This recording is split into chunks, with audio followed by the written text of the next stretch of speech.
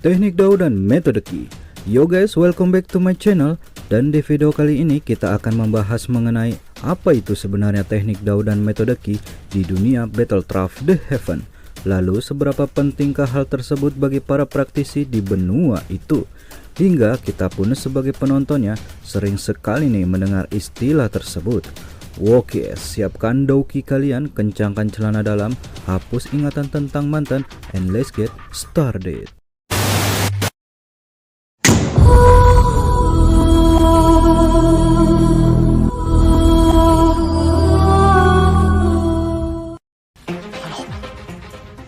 Secara umum, teknik Dao dan metode Ki merupakan bagian dari pondasi yang digunakan oleh para kultivator untuk menembus jalan menuju keabadian. Tidak di dunia Battlecraft The Heaven saja guys, tapi hampir di semua film yang bertemakan kultivasi memakainya.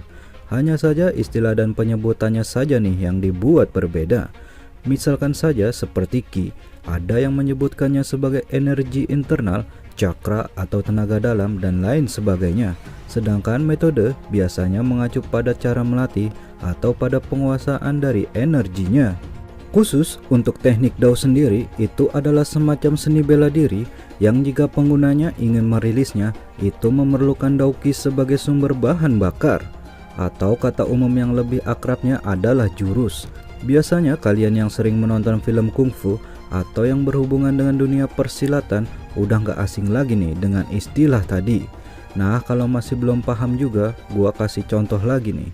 Jurus kadal, jurus pelet, jurus cakar ayam, sampai jurus memikat janda kembang, itu semuanya masuk dalam kategori teknik Dao guys. Sedangkan metodenya, ya dari tenaga dalam kalian, atau kalau nggak mau capek ya minta ke Mbah di Gunung Keramat. Next, sampai di sini gua anggap kalian sudah paham ya tentang perbedaan teknik Dao dan metode Ki yang merupakan salah satu pondasi atau landasan bagi para kultivator. Bang, terus apa aja nih yang termasuk pondasi buat kultivator? Well, dari yang gua tahu, selain teknik Dao dan metode Ki, ada beberapa jenis pondasi yang mutlak dimiliki para kultivator. Di antaranya seperti kekuatan tubuh, pengalaman bertarung, kekuatan jiwa, teknik rahasia, kekuatan eksternal, dan berbagai sumber daya seperti pil, uang, atau bahan obat. Nah, kalau yang masih bingung mengenai kekuatan eksternal, sederhananya adalah senjata atau api surgawi juga termasuk ke dalamnya guys. Kita lanjut ke fungsi dari metode Ki dulu ya guys. Nah, selain menjadi wadah untuk menampung Dao-Ki, fungsi lainnya adalah sebagai sumber daya untuk mengakomodasikan pelapasan dari teknik Dao yang dimiliki oleh para kultivator. Lalu semakin tinggi metode Ki-nya, maka akan semakin besar jumlah Dao-Ki yang bisa ditampungnya, juga akan semakin cepat dalam mengumpulkan energi ke dalam tubuh. Dengan kata lain, jika seorang praktisi ingin melepaskan teknik Dao tingkat tinggi yang terkenal dengan konsumsi dayanya yang besar, maka dengan memiliki metode Ki tingkat tinggi juga akan mencukupi kebutuhan untuk melepaskan teknik Dao tersebut. Jadi, bisa diibaratkan metode Ki itu adalah skill pasifnya para kultivator guys. Sedangkan untuk tingkatannya dikategorikan menjadi kelas Huang, Xuan, Di, dan Tian.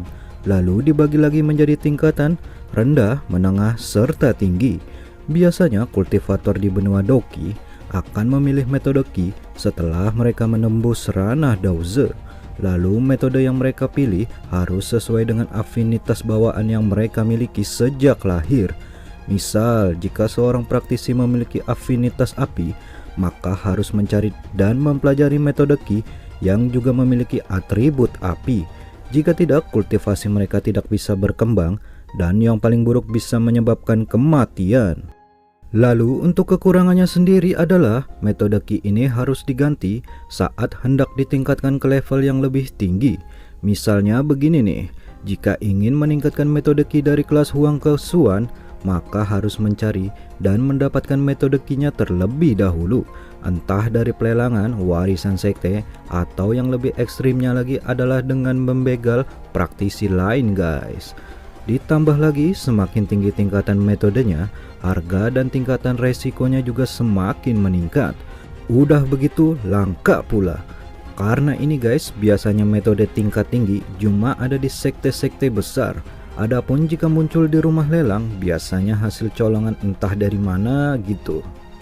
Nah, biasanya nih yang suka berburu metode Ki itu entah nyari kepelelangan, ngebegal, atau keruntuhan kuno adalah praktisi yang gak terikat dengan sekte atau organisasi apapun guys. Sedangkan hal-hal yang merepotkan seperti berburu metode Ki seperti itu gak bakal dialamin oleh praktisi yang bergabung dengan berbagai sekte besar. Karena biasanya mereka akan diberi sumber daya dari sekte tersebut. Apalagi kalau individu tersebut merupakan sosok jenius dalam kultivasi guys. Sudah pasti berbagai sumber daya dengan jor-joran diberikan untuk dirinya. Kalau untuk kasus Xiaoyan mah gak usah ditanya lagi ya.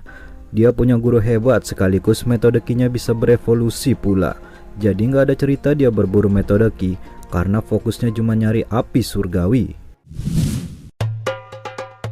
Nah, setelah dari tadi kita bicara panjang lebar tentang metode Ki, sekarang kita beralih ke skill aktifnya para kultivator, yaitu teknik Dao, atau yang biasa dikenal juga sebagai teknik pertempuran, di mana secara keseluruhan garis besarnya hampir tidak ada perbedaannya dengan metode Ki.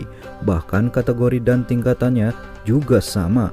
Hanya saja teknik Dao ini dibagi lagi menjadi beberapa kategori seperti teknik penyerangan, teknik pertahanan, teknik kelincahan, serta teknik terbang. Lalu teknik Dao ini juga lebih fleksibel guys, karena praktisi bisa mempelajari berbagai teknik Dao sesuai kebutuhannya. Misal, jika nggak punya teknik pertahanan, maka tinggal mencari teknik Dao bertipe tersebut. Lalu kalau pingin terbang tapi belum sampai ranah Dawang, tinggal cari teknik terbang, tapi itu tergantung juga kemampuan serta keberuntungan individu masing-masing ya guys. Lalu pada umumnya khusus untuk teknik Dao tipe penyerangan, biasanya praktisi di benua Doki akan memilih teknik Dao yang sesuai dengan atribut bawaan mereka. Misal jika atribut mereka api, maka mereka lebih dominan akan memilih teknik Dao tipe penyerangan beratribut api juga. Untuk alasannya sendiri sih biasanya agar lebih sinkron aja dengan metode Ki yang dia gunakan.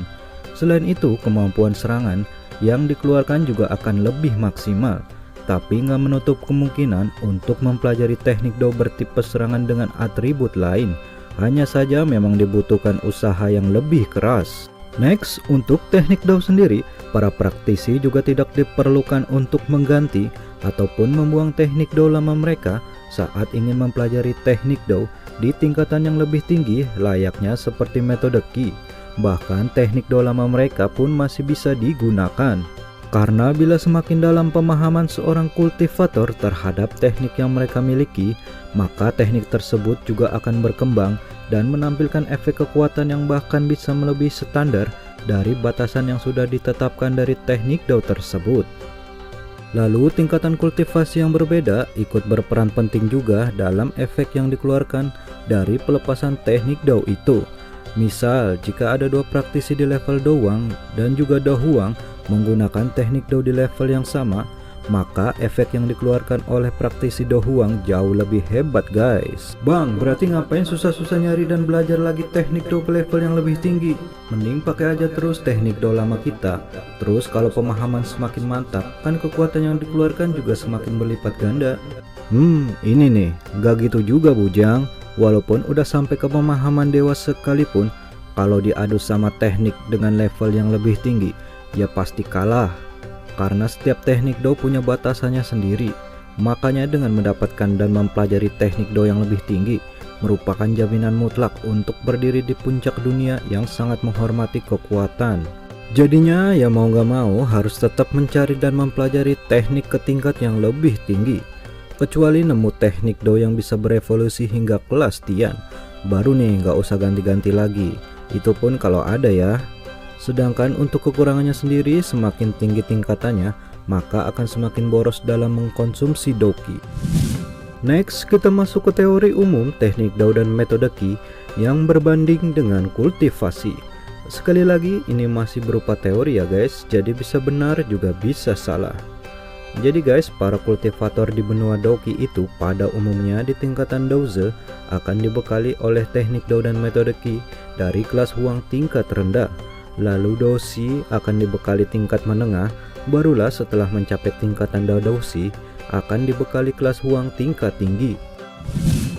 lanjut di teknik Dao dan metode Qi kelas 1. Biasanya kelas 1 tingkat rendah untuk praktisi ranah Daoling, di tingkat menengah untuk ranah Dao Wang, sedangkan untuk tingkat tinggi umumnya dipakai oleh praktisi di ranah Dao Huang. Lalu untuk teknik Dao dan metode Qi kelas D atau kelas bumi, biasanya untuk tingkat yang rendah digunakan oleh praktisi di ranah Dao Zong, sedangkan untuk tingkatan menengahnya digunakan oleh praktisi di ranah Dao Zun. Untuk kelas di tingkat tingginya masih dibekali untuk praktisi ranah Dao Zun, namun ranah Dao Zun puncak ya guys, atau yang biasa dikenal sebagai ranah jurang keputusasaan bagi para kultivator. Kita lanjut ke teknik Dao dan metode Qi kelas tertinggi atau yang biasa disebut kelas Tian. Untuk kelas Tian tingkat rendah biasanya dibekali untuk praktisi di ranah Ban Sheng. Kalau untuk kelas menengahnya umumnya digunakan oleh praktisi di ranah Dao Zeng. Barulah untuk kelas tertingginya hanya digunakan oleh seorang Dao Di. Well, secara keseluruhan teknik Dao dan metode Qi memang saling berkaitan satu dengan yang lainnya. Bahkan sulit untuk ditentukan mana nih yang lebih penting di antara keduanya. Karena sebagai salah satu bagian dari pondasi kultivator memungkinkan seseorang praktisi bisa berdiri di puncak dunia yang sangat menghormati kekuatan. Tidak heran para praktisi rela bertaruh nyawa demi memperoleh teknik Dao dan metode Qi tingkat tinggi. Bang, tanpa teknik Dao dan metode Qi, bisa nggak seorang praktisi bertarung? Jawabannya bisa guys, namun hanya menggunakan kekuatan tubuh atau bila kekuatan jiwanya tinggi, bisa bertarung dengan kekuatan jiwa. Contohnya ya seperti Yo Chen yang mengandalkan kekuatan jiwanya untuk bertarung. Pokoknya guys, semakin kokoh pondasi seorang kultivator, maka akan semakin banyak cara dan gaya mereka untuk bertarung. Maka dari itu, Xiaoyan yang berada di ranah Dao Wang mampu mengalahkan Yun San yang berada di ranah Dao Zong. Lalu untuk kekurangan teknik Dao dan metode Qi secara keseluruhan, yaitu mereka tidak bisa digunakan sama sekali jika kultivator nggak memiliki tubuh fisik. Pokoknya sekuat apapun seorang praktisinya, kalau tubuh fisiknya hancur dan jadi arwah gentayangan, nggak akan bisa menggunakan teknik Dao dan metode Qi. Oke guys, gua rasa sampai di sini dulu pembahasan kita kali ini. Tidak lupa mengingatkan jika kalian mempunyai opini, silahkan tulis di kolom komentar. Syukur-syukur di share and di subscribe guys. Akhir kata Mimin diundur diri, kita jumpa lagi di next video. Selamat berkultivasi.